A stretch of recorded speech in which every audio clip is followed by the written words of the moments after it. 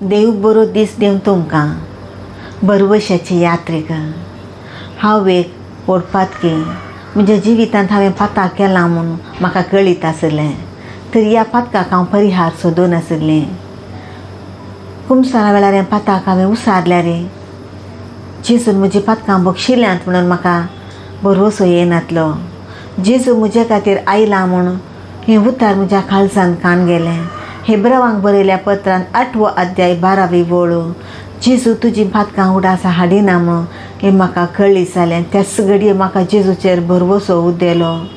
वय जेजू कुर्सार मेलो, जेजू पुनर्जीवन जालो, जेजू नव्यान येतलो, जेजू परत नव्यान येतलो म्हाका आपोवन व्हरूंक.